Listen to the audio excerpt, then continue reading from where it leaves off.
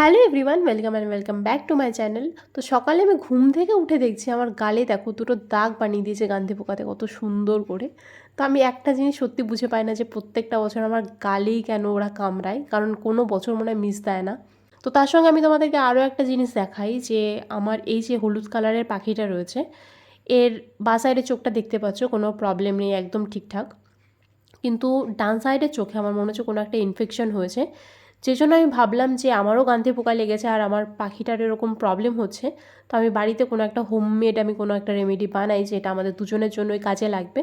তো চোখটা ও তো এত নড়াচড়া করছে জন্য আমি তোমাদের ঠিকঠাক করে দেখাতে পারছি না, তো তোমাদের আমি ভালো করে দেখাচ্ছি। দেখো, দেখতেই পাচ্ছ ও চোখটা রীতিমতো অনেকক্ষণ ধরেই মানে এরকম এই লাঠিটার সঙ্গে ও ঘষছে। মানে আমি সত্যি প্রথমে বুঝতে পারিনি যে কোনো রকম কোনো প্রবলেম হয়েছে, আমি ভাবলাম যে হয়তো জল টল লেগেছে যে জন্য লোমগুলো একটু ওরকম কুঁচকে যায়। তো সকাল থেকে আমি দেখছি যে ওরকম সেম প্রবলেম, আর মাঝে মধ্যে তো বাঁ চোখটা খুলছে, মানে ডান চোখটাও খুলছেই না। তো সেটা দেখে আমার আরও একটু ভয় লেগে গেছে, কারণ আমার অ্যাকচুয়ালি পাখির ব্যাপারে তেমন কোনো আইডিয়া নেই। আর আমার বাড়িতে পাখিগুলোকে আমি এনেছি এখনও 1 মাসও হয়নি, 3 সপ্তাহ মতো হয়তো হচ্ছে।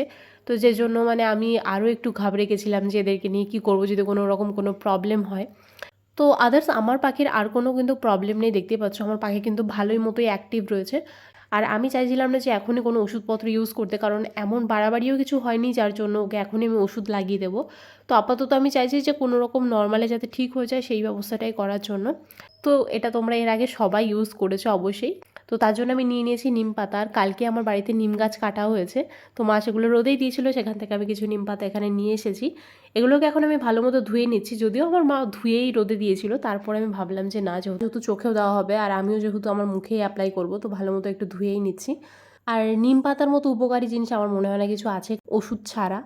আর ওষুধ আমি অতটা প্রেফার করি না, কারণ ওষুধ আমাদের শরীরকে কিন্তু অনেক দুর্বল করে দেয়, সেটা তোমরা যেটাই বলো, সব ওষুধেরই কিন্তু একটা এফেক্ট রয়েছে। তো এবার এফেক্ট আর সাইড এফেক্টের মধ্যে আবার তোমরা গুলিয়ে ফেলো না।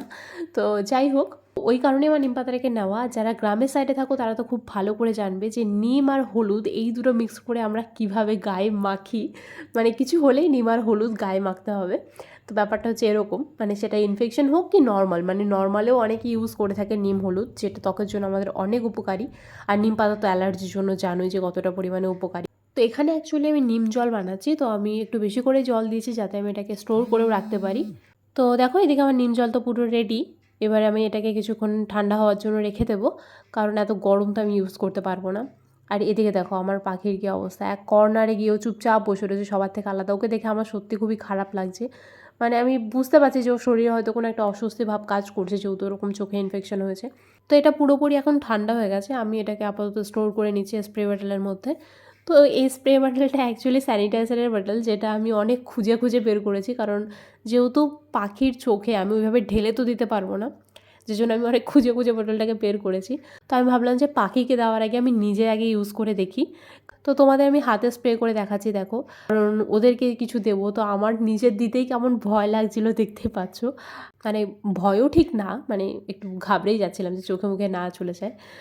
তো আপাতত ঠিকঠাকই আছে, কোনো রকম কোনো প্রবলেম হচ্ছে না। তো চলো এবারে আমি পাখিটাকে বের করি। তো বের করার জন্য আমি এখানে এই আমার হাত মোজাটাকে ইউজ করছি, কারণ এর আগে ও আমাকে বহু কামড়েছে যখন আমি ওকে বের করতে গেছি। নর্মাল যখন আমার হাতের ওপরে খেতে আসে কোনো রকম কোনো প্রবলেম করে না, কিন্তু যদি ওকে ধরতে যাই বা কিছু করতে চাই আমাকে কামড় দেয়। তো সেই জন্য আমি এটাকে আপাতত ইউজ করছি। আর যেহেতু আমি চোখে ওর স্প্রেটা দেবো, আর তখন যদি হুটহাট করে হাতের মধ্যে কামড়ে দেয়, আমি হয়তো ছেড়ে দিলাম বা কিছু, এমনি আমার বেরিয়ে গেলে কোনো প্রবলেম নেই, কারণ ও খুঁজে খুঁজে ঠিক ঘরের মধ্যে চলে যাবে। এর আগেও আমি ওকে ছেড়ে দিয়েছিলাম, ও আবার নিজের জায়গা মতো নিজে চলে গেছে। তো সেই নিয়ে আমার প্রবলেম নেই। আর যেহেতু আমার পাখি ধরার কোনো এক্সপিরিয়েন্সই নেই, আমি ওকে ধরতে একটু ভয়ই পাচ্ছিলাম যে ওকে আমি বেশি জোরে চাপ না দিয়ে ফেলি, আর ও যাতে কোনো রকম কোনো প্রবলেম না হয়। তো দেখো আমি ওকে জাস্ট ধরেছি আর ও আমার হাতে কামড়ানো শুরু করে দিয়েছে। তো কী বলবো আর, মানে কী বলবো আমি, সত্যি মানে ওর ভালো করতে যাচ্ছি তারপরেও। আর ওকে আমি দেখো ধরেছি কীভাবে, মানে আমি সত্যি, আমি পাখি এখনও পর্যন্ত ঠিকঠাক করে ধরতে পারি না যে কোনোভাবে ধরতে হবে। তো যাই হোক, ওর যাতে কোনো রকম কোনো প্রবলেম না হয় আমি সেইভাবে ধরার চেষ্টা করছিলাম। আর ও তো মুখ এদিক ওদিক ঘুরিয়েই যাচ্ছে। তো কোনো রকম আমি স্প্রেটা ওকে করে দিয়েছি। আর ও একটু ঘাবড়ে যাচ্ছিল, মানে ও যেহেতু আমার হাতের উপরে ছিল আমি বুঝতে পারছিলাম যে ও একটু ভয় ভয় পাচ্ছিল, যে জন্য আমি ওকে একটু ভালো মতো আদর করে দিচ্ছিলাম, দেখতেই পাচ্ছ। তো আই থিঙ্ক ও নর্মাল হয়ে যাবে। আর আমি ভালো মতো একটা জিনিস খেয়াল করলাম, ওর যেখানে ইনফেকশনটা হয়েছে তার নিচে একটা জায়গাতে একটু গর্ত টাইপের হয়ে গেছে। আমি বুঝতে পারছি না যে ওটা অ্যাকচুয়ালি নর্মাল কি নর্মাল না। তো অন্যান্য পাখিদের কিন্তু এই জিনিসটা নেই, যেটা ওর চোখের নিচে রয়েছে। তো তোমাদেরকে আমি সেটাও ভালো মতো দেখাচ্ছি, তোমরা জাস্ট আমাকে একটু বলো যে এই জিনিসটা অ্যাকচুয়ালি নর্মাল কি নর্মাল না। কেউ যদি জেনে থাকো অবশ্যই আমাকে জানিও। তো এটা হচ্ছে ওর বাঁ চোখটা, যেটা একদমই নর্মাল।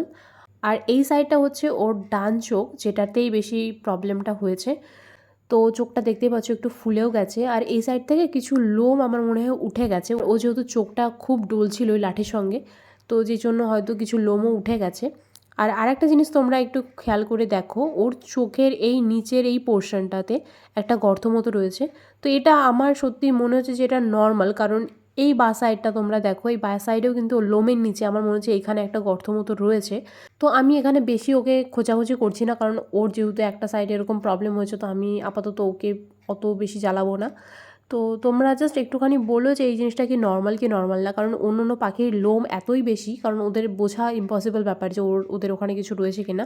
তবুও এই পাখিটা যেরকম লোমের বাইরে থেকে বোঝা যাচ্ছে না ওখানে হয়তো কোনো একটা গর্ত টাইপসের কিছু রয়েছে, কিন্তু কিন্তু অন্য অন্য পাখির কিন্তু সেসব কিছুই বোঝা যাচ্ছে না।